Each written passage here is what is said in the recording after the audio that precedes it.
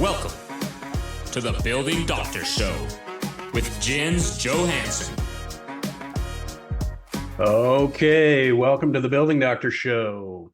Let's see, we are constantly upgrading our platforms. Type a 1 in the chat if you can see everything and see our screen. Let me know that we can see that while we're getting lined up here. 1, you can see it. Okay, good. We will get rolling. So welcome to the Building Doctor Show. I am your host, Jens Johansson. Glad to see you here to learn more about your buildings. If you're joining us on the podcast today, thanks for listening. If you'd like to watch the show for the full experience, visit our website at j2consultants.com to register for the Building Doctor Show and attend live via Zoom and get the replay. And also to submit your questions for kind of a live Q&A there. So today is a real pain. Today is a pain. Get it? Today we're talking about windows and window replacements and codes and testing. And today we have Jim Kessler, a principal here at J2 and our in-house window expert. He's joining us on the show today. Jim oversees numerous commercial, retail, apartment, and condominium repair projects. And he's our in-house expert on all things window testing and replacement. And at one point even created our very own testing lab. So Jim, welcome. What do you have to share with us? Why are you excited to be on the show? Thank you for having me. First off, windows, kind of the bread and butter of a lot of things that I have personally been responsible for around here. So I'm really excited to be able to talk about the ins and the outs of windows and how they work and how they sometimes don't work and how we can help. So while we get through the rest of this intro, we're going to conduct a quick poll. This poll allows us to tailor our show as we go through. So we like to do a quick poll, fill out a few things on the screen, and knowing our audience helps us tailor it to you as well as answering our live Q&A questions. So moving on, the disclaimers, 2 things. The show is free, so put away your credit card. We aren't selling you anything. This is all about education. We are not giving any financial, legal, or engineering advice, and I'm not a medical doctor. We're just people on the internet trying to help you run your building better and share with you what we have learned and how our customers and clients, what they did and it didn't work when it came to restoring windows and running condos and all that stuff. So we hope that it benefits you. So let's end that poll. We've got mainly Washington people in here today. We've got some board members. We've got some homeowners, and finding out about us by a variety of things. And one thing you could do is give our show a like or subscribe. It depends on where you're seeing it. And that, of course, helps the algorithm. So that poll is done. So as typical show format, we're going to dive into this. We're going to do some live Q&A at the end. And Brooke and our new producer, Carolyn, will be monitoring the chat. And Jim and I will go through the Q&A section at the end and answer all your questions. There's also going to be a raffle giveaway. I don't know what that is yet, but stick around for that. All right. So jumping into the agenda. First of all, Jim, what is a Windows favorite donut? Trick question. Glazed. Come on. Why don't you tell a window a joke? Because it'll break. Because it'll crack up. All right. Enough of dad jokes here. All right. We're going to cover what is a window, the standards and codes about windows, installation guides. We're going to show you live samples. We've got some of these cool little samples. Replacement windows and their problems. So replacement windows are a big thing in our multifamily market where, people want to replace their old window, and the replacement industry is full of a wide variety of installation methods. How windows leak, some window testing to make sure we can confirm they won't leak. The difference between warranties and guarantees, who owns the windows if you're in a condominium complex, and a couple other things. Trickle vents, that doesn't sound very good when it comes to windows, but we'll talk about trickle vents and airflow, and then some safety and window design. So again, if you have questions, put them in the Q&A. If you have general chat comments, put them in the chat, and Brooke and Carolyn can help you with that. So this is the anatomy of a window, and we have a majority of the windows we use in wood frame multifamily have this thing called a nail fin, and that's what this is. And so this is a window nail fin. This is an actual window nail fin. This is a sample meant to sit on desks, so they've cut off the bottom. But the window nail fin attaches the window to the framing. So we put nails or screws through these holes, and that's how it attaches. And then the WRB, or the weather resistant barrier, think Tyvek and building paper and peel and stick, goes over and under and around these window fins and really ties that window into the WRB. And so I'm going to take a little pause there and ask Carolyn if she can come check my settings, because I am not seeing the camera. But Jim can take you through actual photos and show you some of these nail fins. Let's take a look at not only what we have on the screen, but for those of you that can see me, here's a window and there's nail fins right here, all the way around the edge. So these types of windows, these vinyl windows here that I'm showing an example of, and also fiberglass, aluminum clad wood, we can talk about some of the other products. But like Gentle was talking about, these are your attachment points. And not all of the windows have nail fins. So some windows have got block framing. We can kind of talk about that and how they attach. And we can get into the weeds a little bit, the details of it.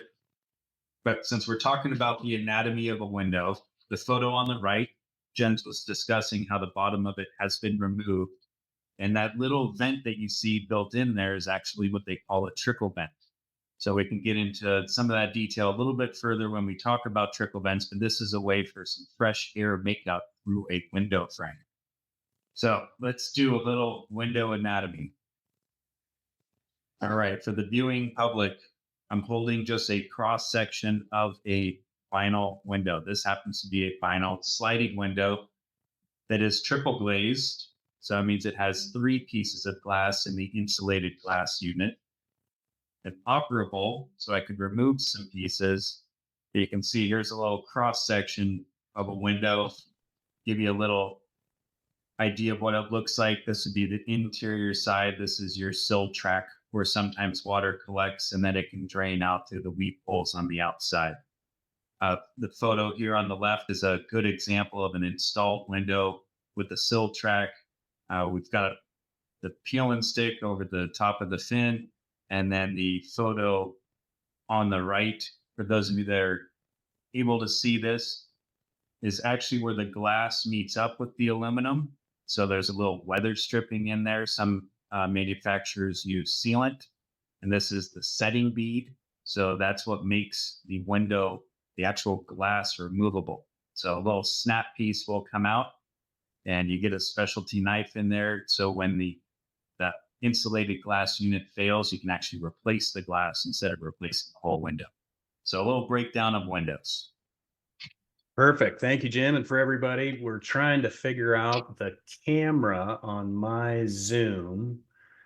I can't see what Jim's showing you, so we're still working through that, but we'll keep going. So what Jim mentioned, what we wanted to show you here, this is what's called a weep hole that allows water to drain out of the window frame. So water is designed actually to kind of get in here and roll around and do its thing, but also to drain out. So Jim, did you talk about the various kinds of weather stripping and how maybe show them a sill or how water can get out? Just a couple of types of weather stripping here. We have a pretty standard foam weather stripping for an operable unit, how it seals. We've got some bulb gaskets, so actual rubber gasket material in some windows. Usually those are self-sealing or ones that close against one another. And when you're looking at these window weeps, they're in what's called a wet plane as opposed to a dry plane. So water does get in around these windows, and they want to make sure there's a way for the water to get out. Gotcha. Okay. So a couple other things. We've got double paned. So here's your 2 panes of glass, and there's usually a gas in between those to add some thermal resistance. And then we can even go triple pane. And I believe one of Jim's samples has a triple pane. We really want to use those for thermal and sound insulation for noise. So if the front of your building is on a busy street with lots of buses or trains, or you're next to an airport, we can do one wall with triple pane, cut down on that street noise, or we can do the whole thing in triple pane. It's usually about a 10 to 20% upgrade. And so the reason we use double pane is to prevent condensation. So the warm air condensing on the cold exterior of the glass, so that triple pane reduces the amount of condensation we get there. But it also gives us an R value. So that's an insulation value. And for perspective, your typical window has between a 2 to 5 R value for on a double pane window, where your wall in a 2x6 wall has an R19 value. So you've got 19 on your wall and 3 in your window. And so you can see that windows are a big heat loss in your overall wall system. But that's when people start talking about R value of windows, that's something to explain that.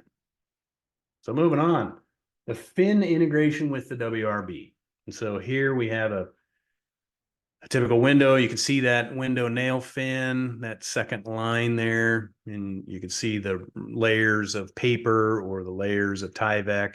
This bottom layer tucks under the sill flashing so the water can roll out and around. And then the tape tapes that window nail fin to the paper and kind of holds everything together and keeps wind-driven rain from blowing around the corner and getting behind the paper in essentially this hole in the wall that we have to make watertight. And so this is just kind of helping you understand the layers of the paper, which are all under your siding or cladding. All right. And then what happens when we get some poorly installed windows? Well, we'll see it most often at the lower corners. You'll see the water intrusion coming at the lower corner because it runs down the side and it rolls over the sill and it gets behind the paper. If there was a mislap there or reverse lap or things aren't properly installed, we generally see corner conditions having the worst wear and tear. But we've got an example of an aluminum frame window and a pretty much brand new aluminum framed window, and still lots of damage on these corners. And I believe we've got one more. This is in stucco. So they had stuccoed the entire jamb and sill. And remember that weep hole?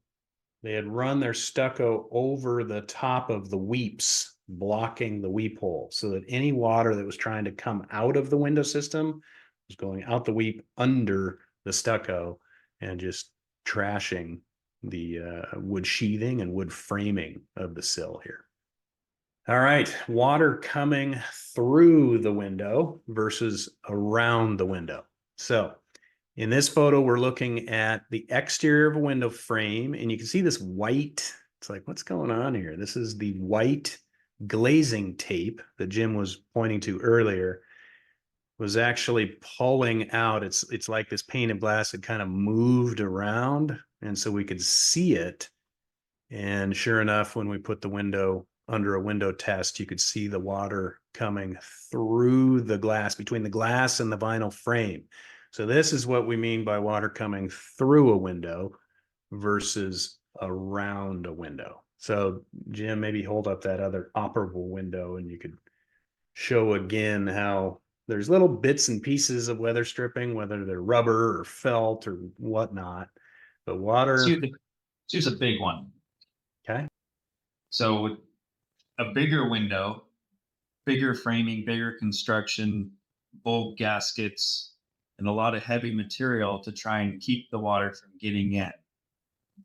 And the way this one seats up, it goes from one bulb gasket on the inside to a bulb gasket on the exterior. Some of the windows, like what you're looking at here, use a two-sided tape, and then sometimes they will come back and hit it with some sealant and try and get that interior to seat. And in this case, Jens was talking about how water was getting through. What we found out was where the piece of tape lapped in the corner, there's actually a crease. And so it was not bonded in that corner. So when we went through a window testing procedure, putting water on the outside and a pressure differential on the inside, we were able to actually draw water through that window. Right. So interesting piece of this, looking at this lower left photo, you can see the white tape and see how it turns the corner. So this is tape. And so the installer, it's not the window installer, but the window manufacturer installing the window, they have to take a piece of tape and either cut it or miter it. So it's two flat pieces of tape that come together and correctly touch. Or in this case, they kind of sloppily went around the corner and kept going. And so that's what made that fold and crease. Oftentimes we'll see the tape stopping short, and then you have water coming where there is no tape. And so there does need, we have to have attention to detail when we put things together. And so we'll see it at these corners, oftentimes when we're leaking through the window. And if anybody's wondering, this glass pane or that double pane section of window is called an IGU, and that stands for insulated glazing unit. And so this pane of window can be pulled out from the outside and replaced, all while leaving the frame intact. And so that's what happens when you get a fogged up window pane or you can't see out of it right. The window repair guys can just replace that pane and they don't have to tear out the frame. So that's another definition for you. Okay, this presentation really isn't about block frame windows, but here's an example, and Jim can hold one up. So a block frame window basically refers to no fin. And so they're fine. We use them in concrete and steel buildings, but they require different flashing techniques. But this is also the replacement industry norm.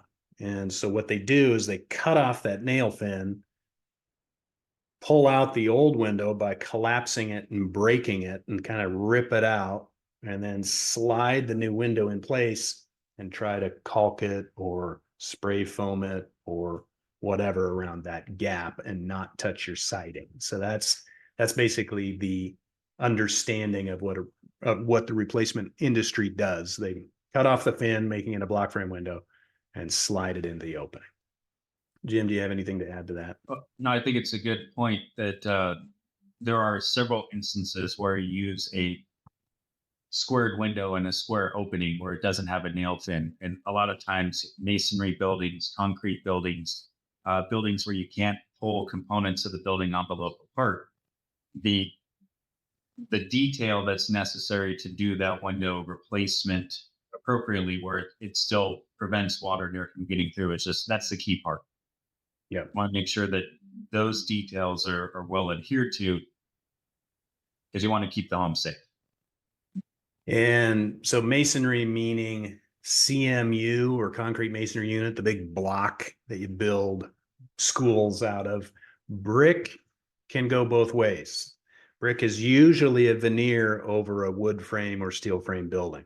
So there's wood framing underneath that we can put a fin on, put some weather resistant barrier. There's usually a gap and we can get our brick on. Some of the older brick was structural brick or double wythe, W-Y-T-H-E, wythe brick. And that was a brick enclosure like a concrete opening.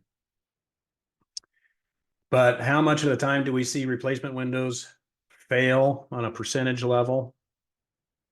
What's your opinion, Jim? I would say north of 50%.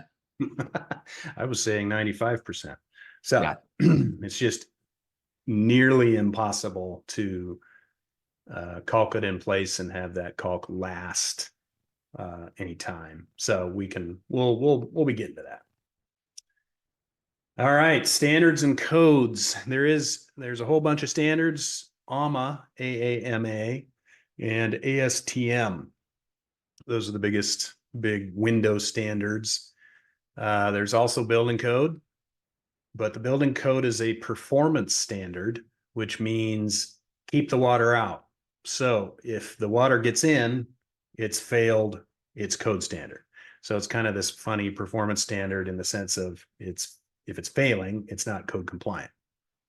But the building code just refers you to manufacturers, AAMA, and ASTM standards. And then you've got the design professional like J2 and their standards. And so when we're designing a project for you to not leak, our E&O insurance is on the line. And so we are going to give you a robust installation that won't leak. So anything in this paper, tape, membrane, sealants, but how you lap it all together is the secret sauce. And so here's some of the AAMA guidelines. You can see the standards have about 3 steps. So it's pretty, here's the framed opening, here's the sill flashing, here's the sealants, the window, put some sealant on the back of that fin. Fin's very important. And then we paper it in and adhere it. So kind of 3 general standards. Design professionals like us, we've got 11, and we talk specifically about corners and interior air dams and shims across the base to support the window. We want a little bit of gap on the bottom of the window so that if any water were to leak through the window frame, it could also leak out on top of the WRB and run down the wall. We're also going to show you proper sequencing for head flashings and sloping of those head flashings and kickouts and end dams and all those sorts of things. So a few more details to help the installers really understand what we're looking for is oftentimes helpful. And, here's us preparing the window opening. You've got your interior stop or your interior air bead with some sealant. You've got the rough opening fully wrapped with self-adhered membrane. You got your window now set in, and then you're tying your pieces together with tape and WRB and things like that. And we're double checking to make sure they use the right thickness of tape, etc. Anything to add to that, Jim? I think just from a high level, AAMA has got multiple different installation methods that a lot of manufacturers say, let's refer to AAMA 2400 for installation procedures. Whereas other manufacturers say, we want you to install it this way. The AAMA standards kind of leave a little bit subjective out there because they have to cover a lot of different window types and window wall types and installation standards. So when we came up with this, call it the design standard, we put it in the lab and we tested it. We want to make sure it worked. And we want to make sure that it was robust. So you're looking at some of our details here, which is a little bit more than the AAMA standard. But we want to make sure that we're responsible for that rough opening in that window install. And let's talk a little bit about the AAMA standard is a manufacturer's, so all the window manufacturers got together and they created a standard, but they also made it voluntary. And so they can say, we refer to that, but we're not gonna participate in it. So it's a voluntary standard for the manufacturers to be compliant with. So it's a little confusing there. But when we get into window testing, we're testing wind speed and wind pressure, or how much we can run the run the test scenario that's governed by the ASTM that says you can't just be cowboys and do whatever you want. They have rating levels for the windows. You know, the cheap ones are rated at a lower level. The more expensive ones you can buy up. You know, you can pay more for better windows. And so it's not exactly applicable, but I kind of say window testing is kind of like mile per hour in car testing. If I'm selling you a 50-mile-an-hour car, don't drive at 60 miles an hour because that might be dangerous. But if I'm selling you a 100-mile-an-hour car, I would expect that you could drive 50 miles an hour just fine.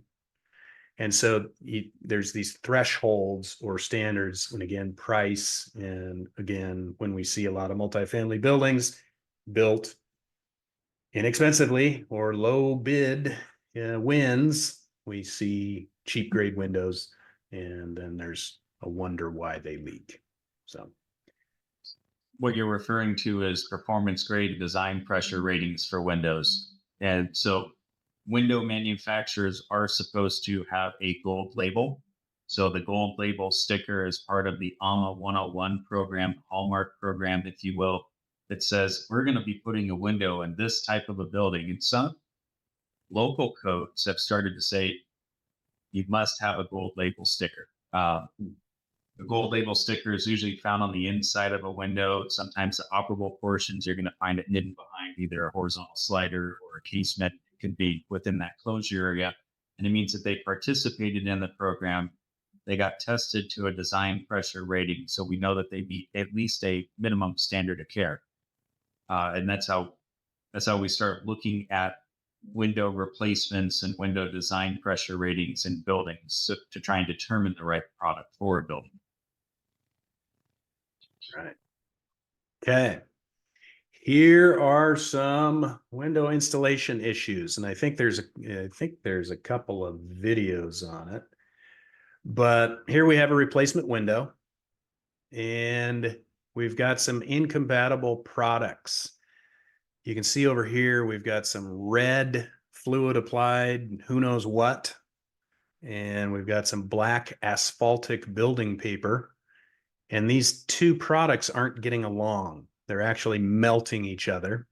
And so we get this black drip from the asphalt building paper. We get the asphalt tannins, if you will, or the asphalt dripping out onto the siding because we have incompatible products. So this refers to your asphalt building paper and your vinyl window frame. Vinyl and asphalt don't get along.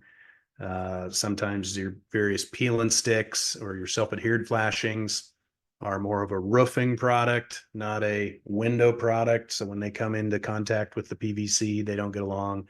Using the wrong sealants, there's just a whole host of sealant types and the right sealant for the right job. So incompatible products cause issues. But then when we get our replacement window here, you can see we don't have a nail fin.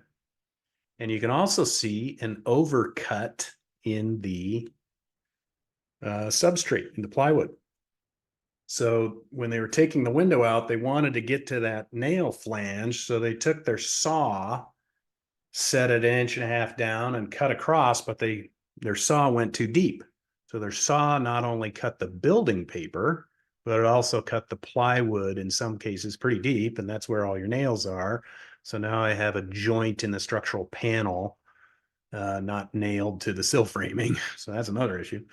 But so they've really done a lot of damage here, cutting the old window out. And they slide the new window in. They don't have any drainage or sill support. It's too tight in the opening, so it starts bowing. They've jammed it in the opening. They didn't put in spray foam or sealant consistently. Sometimes they're not plumb level and square, so they're not working. The weather stripping is designed to work on a plumb level and square, not a trapezoid.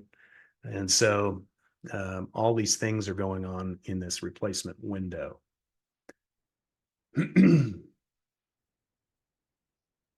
All right, a few extra window things that we're talking about. We've got a fiberglass window frame up in the upper right-hand corner. We've got an aluminum window frame in the lower left-hand corner and a vinyl window frame that you've seen before in the lower right corner. One important thing to note about the benefit of both vinyl and fiberglass windows is they can heat weld these corners. So if you think about two pieces of plastic and they warm it up with an iron and they press it together while it's still hot and wet, and it actually welds the product together. We don't have that technology, or didn't have that technology, with the old aluminum windows. So they were cut on a miter, set together, had some frame screws to screw them together, but then we relied on sealant to seal up that gap in the fin as well as in the frame of the window. So Jim, if you'll hold up another window sill, and what we're referring to is that joint at the bottom. So if any water again gets into that sill track, it now has an easy route to go right down this unsealed or failed sealant joint into the wall cavity. And so that's what we'll see in aluminum windows. So, but go ahead.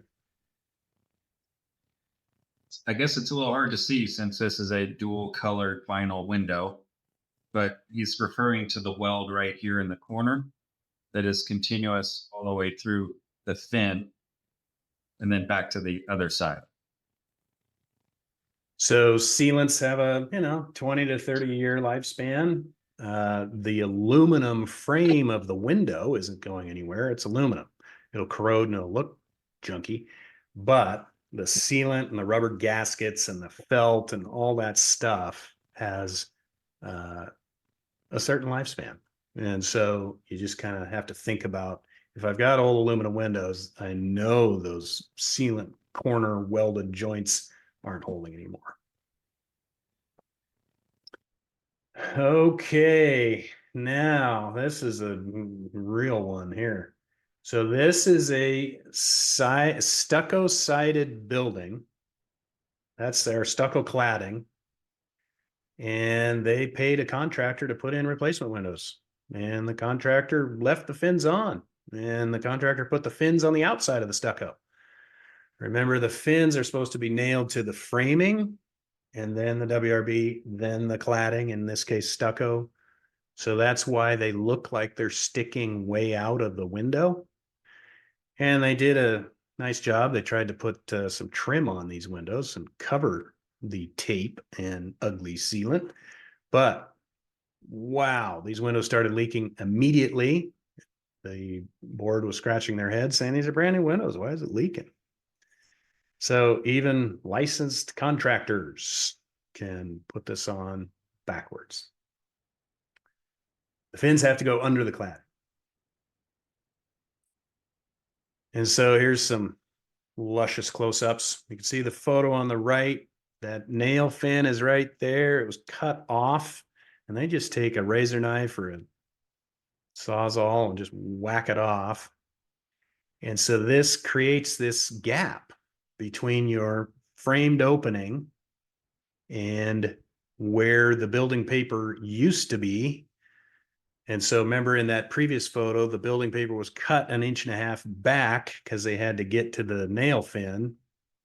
So this whole area, and here's another project where you can just see the water is getting in. There's no nail fin. They tried to put some tape on this one. They put some tape up to the edge and did their best and caulked the rest.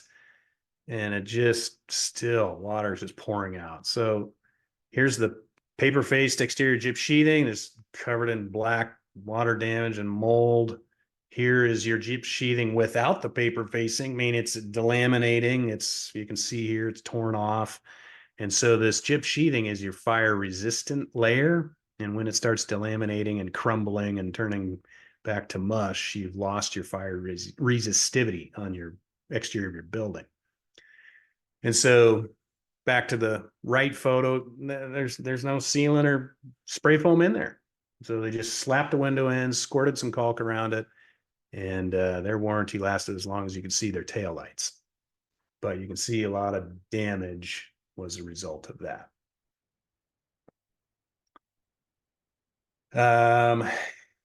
Let's see. Here's some more window replacement. Again, that's back to that photo of where you can see the saw mark going around it. I've got a little bit of yellow spray foam kind of squirted in where it was convenient, but totally missing all the way across the top of the window. You can see my little spatulas inserted there. You can see where the window nail fin was cut off. I can insert my painter's tool all the way to the interior drywall. And and this person was very proud of their windows. I just had these replaced. I just spent 10 grand on window replacements. Why do I have to replace them? It's like, I hate to tell you this, but the water will run down the sheathing or run down the building paper, hit the top of the window header, and just roll right in through this 3/4 inch gap. And so this is pretty consistent across that. And we see a lot of these as worst case scenarios. So showing some of the things that we do discover, but it can absolutely be done if it's done right.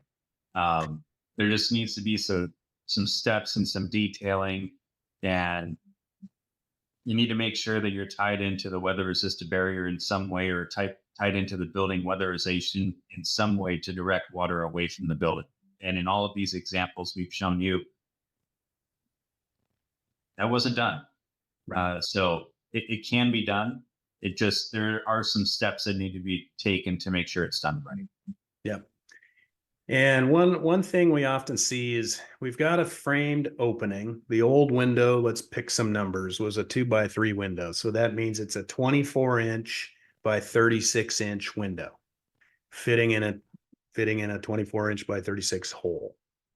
And so some, easy replacement guys will say, hey, wait a minute.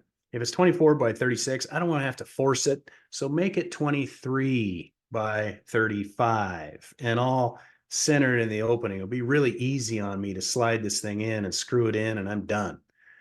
Well, now we have a big gap around all of our window, bigger than it needs to be. And so that's another thing we'll see. And here is the video. Yeah, make your popcorn. This is a video. I'll turn it on and we will watch a video. Hi guys, we get this question all the time. Why can't I have somebody just install a retrofit window? Here's why. So we're gonna pull the trim off and show you the first thing. First thing is you likely had an aluminum frame window in here. They wanted to cut the window fin out. You can see where the old window fin nails are securing the window in. So they took their blade, put a mark, set it 1.5 inches out, cut through. What they ended up doing was cutting a weather-resistant paper, weather-resistant barrier. This is your building paper, this is your building's raincoat. Cutting the plywood, they set their saw too deep.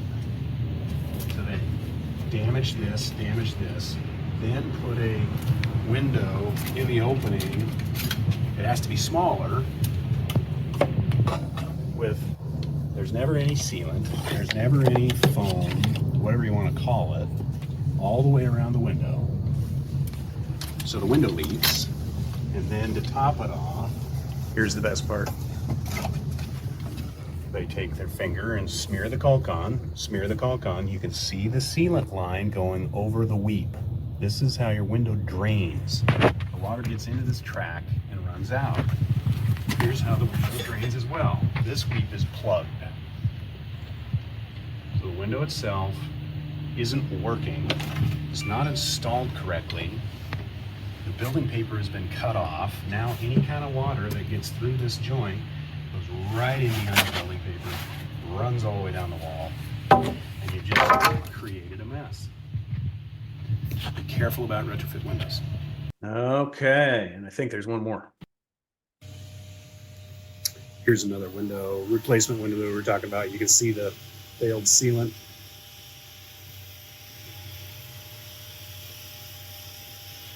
And you can see the blister in the paint right under the trim because it's collecting water and allowing water to just flow right down behind.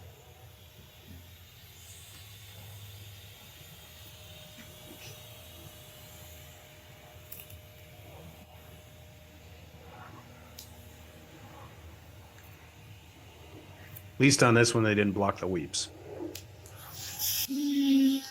Here's the alternative. Wide flange window or stucco flange window where the vinyl frame sticks out and is designed to go out and over your cladding, either stucco or wood, and he's caulked to the cladding. The problem with this is that the sealant fails. So now, if this is on the exterior face, any water running down the wall goes right inside. So it's sold as a piece to cover stucco and siding, and you caulk it in place. So then the caulk fails, and now it turns into a funnel to direct the water back in. Jim, what do you call that frame? Jump frame or stucco frame window. I believe they call them jump frames. Jump frame. Yeah, I think every manufacturer has a little bit of a different name, but it's like a L piece of the vinyl that jumps outside of the cladding. So in that instance, remember the cover stuck out. And so that was really for stucco, where I would cut right down that old line, put in the new window, put a big beaded sealant all over it, make it as messy as possible. And then I'd put on that cover. I would adhere that cover to cover the sloppy sealant bead and cut line. And so again, it's all sealant dependent. And after about 3 years, it just starts peeling apart. So here's another glorious example of the window installed on the outside of the stucco. I've looked at thousands of windows, and this was a first for me. So it's like, oof, come on, guys, you can do better.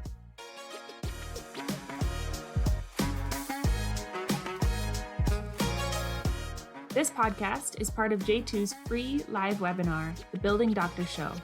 To attend the live show and ask your questions during the Q&A, visit www.j2consultants.com.